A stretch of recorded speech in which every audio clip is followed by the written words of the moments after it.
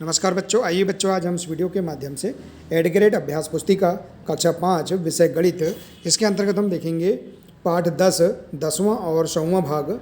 इसके अंतर्गत सभी प्रश्नों के आंसर हम किस प्रकार से पाठ्य पुस्तकों से पूर्ण कर सकते हैं, आइए आज हम इस वीडियो के माध्यम से जानेंगे। देखिए बच्चों, यदि आप आगे इसी प्रकार के और भी अन्य वीडियो देखना चाहते हैं तो आप हमारे इस चैनल को सब्सक्राइब कर लें, बेल आइकन को प्रेस कर लें ताकि आने वाले सभी वीडियो आप तक पहुँचते रहेंगे। तो देखिए पहला प्रश्न है, इसके अंतर्गत निम्नलिखित प्रश्नों के उत्तर दीजिए।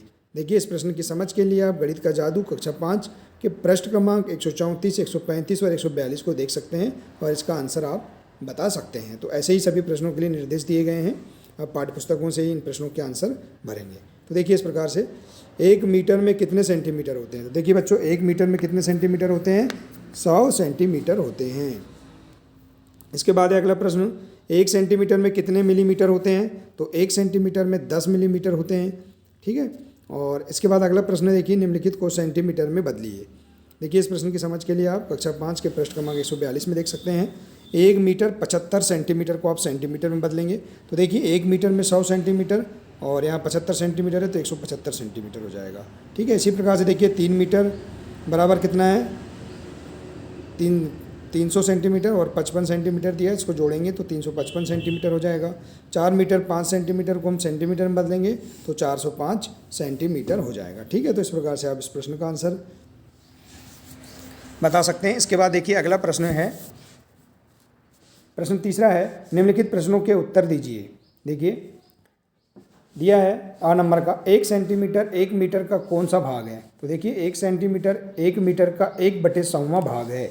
आप देखिए इस प्रश्न का आंसर पृष्ठ क्रमांक 142 में देख सकते हैं। इसके बाद है देखिए 75 सेंटीमीटर 1 मीटर का कौन सा भाग है। तो देखिए 75 सेंटीमीटर 1 मीटर का 75/100वां भाग है। इसी प्रकार से देखिए 5 सेंटीमीटर 1 मीटर का कौन सा भाग है। तो 5 सेंटीमीटर 1 मीटर का 5/100 भाग है। और इसी प्रकार से देखिए 2 मिलीमीटर 1 सेंटीमीटर का कौन सा भाग है। तो देखिए 2 मिलीमीटर 1 सेंटीमीटर का 2/10 भाग है। आप इसे हल करके भी देख सकते हैं, तो इस प्रकार से इसका आंसर प्राप्त हो जाएगा, ठीक है बच्चों। तो इस प्रकार से आप इन प्रश्नों के आंसर इस प्रकार से पाठ्य पुस्तकों से पूर्ण कर लेंगे। आइए इसी प्रकार से देखते हैं, अगला पेज नंबर है 151। इसमें दिया है अगला प्रश्न, दिनेश की लंबाई 1 मीटर 52 सेंटीमीटर है।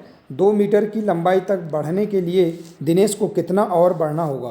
तो देखिए 1 मीटर 52 सेंटीमीटर लंबाई है। अब देखिए 2 मीटर की लंबाई तक बढ़ने के लिए कितना और बढ़ना होगा। तो हम 2 मीटर में से 1 मीटर 52 सेंटीमीटर को घटा देंगे। तो देखिए इस प्रकार से दिनेश की लंबाई यहाँ 1 मीटर 52 सेंटीमीटर, ठीक है। तो हम इसको सेंटीमीटर में बदल सकते हैं, 152 सेंटीमीटर। अब 2 मीटर बराबर यहाँ कितना है, 200 सेंटीमीटर। अब हम 200 सेंटीमीटर से 152 सेंटीमीटर घटा देंगे तो यहाँ पर आ जाएगा 48 सेंटीमीटर। तो इस प्रकार से आ जाएगा यहाँ पर, अतः 2 मीटर की लंबाई तक बढ़ने के लिए दिनेश को 48 सेंटीमीटर और बढ़ना होगा। तो इस प्रकार से आप आंसर प्राप्त कर सकते हैं, लिख सकते हैं, ठीक है बच्चों। आइए इसी प्रकार से देखते हैं, अगला प्रश्न है, निम्नलिखित को सेंटीमीटर में बदलिए। देखिए 3 मिलीमीटर को सेंटीमीटर में बदलेंगे।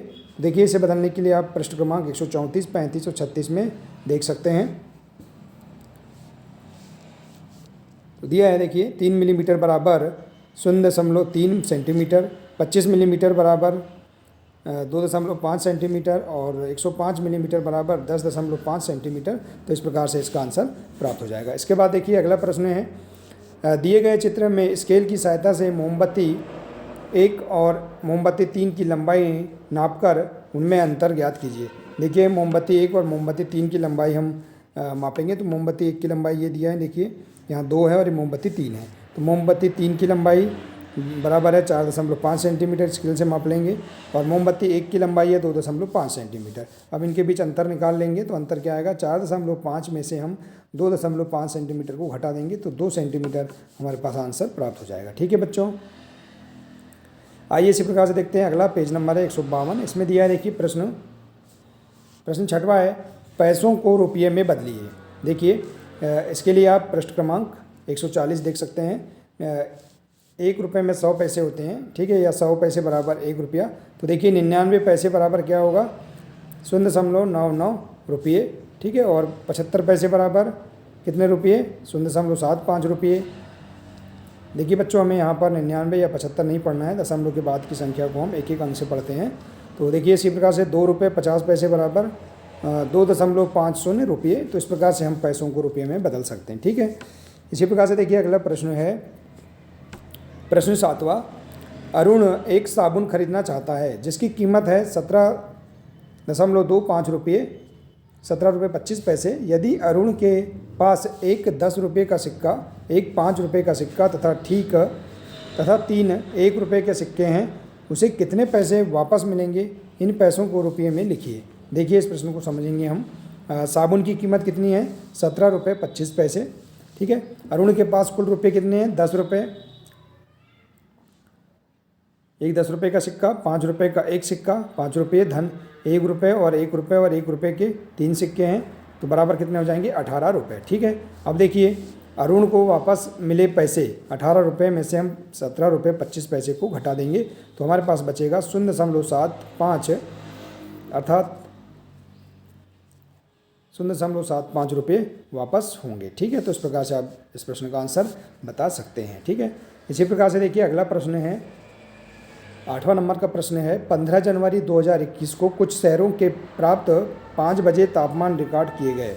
देखिए चेन्नई का तापमान कितना डिग्री सेल्सियस है? 22.3 डिग्री सेल्सियस, मुंबई का 20.0, भोपाल का 11.2, श्रीनगर का 1.7। अब उपरोक्त तालिका के आधार पर निम्नलिखित प्रश्नों के उत्तर दीजिए। सबसे अधिक सबसे कम तापमान किन शहरों का है? उनके तापमानों का अंतर बताइए। तो सबसे अधिक तापमान किस शहर का है? चेन्नई का। और सबसे कम किसका है? श्रीनगर का। तो इनके बीच अंतर हम देखेंगे तो 22.3 में से 1.7 को घटा देंगे। देखिए तो इस प्रकार से अंतर प्राप्त हो जाएगा 20.6 डिग्री सेल्सियस। इसी प्रकार से दूसरा दिया है 12 नंबर का, श्रीनगर के तापमान में मुंबई का तापमान कितना अधिक है? देखिए श्रीनगर का तापमान से मुंबई का तापमान कितना अधिक है? देखिए तो हम इसमें बता सकते हैं आंसर में।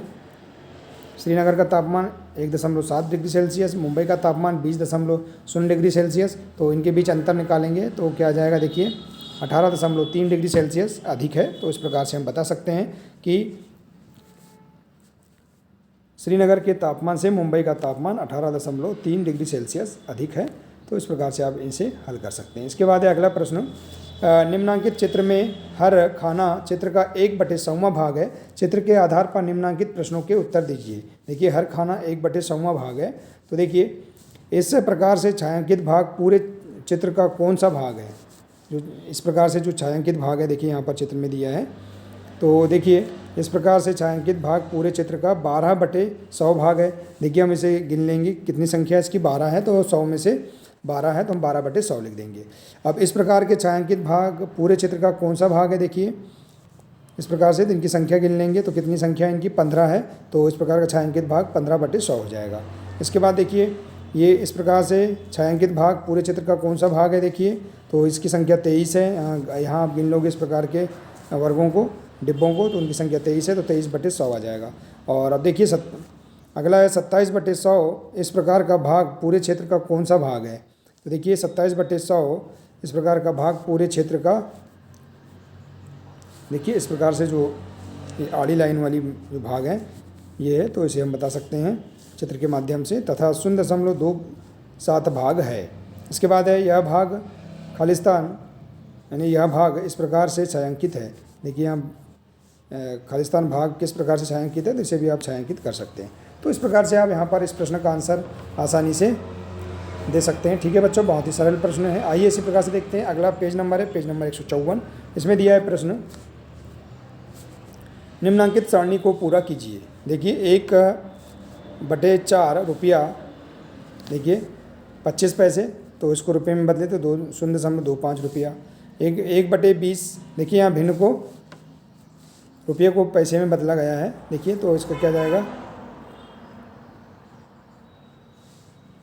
5 पैसे।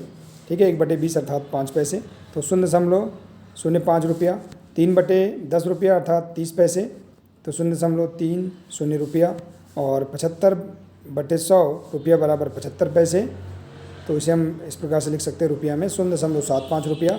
और 7/100 रुपया बराबर 7 पैसे, तो 0.07 रुपया। और 3/5 रुपया बराबर 60 पैसे। आप इसमें गुणा करके देख लेंगे तो आ जाएगा आंसर। ठीक है, 100 का गुणा कर देंगे तो हमारे पास पैसे में निकल जाएगा। ठीक है, और ऐसे रुपये में किस प्रकार से लिखेंगे 0.6 रुपया। तो इस प्रकार से आप देखिए यहाँ पर इस सारणी को भी पूरा कर सकते हैं। इस प्रकार से देखिए बहुत ही सरल तरीके से इसे आप पूर्ण कर सकते हैं।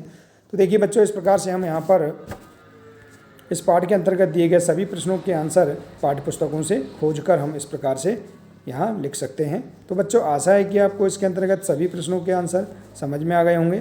तो बच्चों, मिलते हैं इसी प्रकार से नेक्स्ट अगले पाठ में। तो आज के लिए सिर्फ इतना ही है। नमस्कार।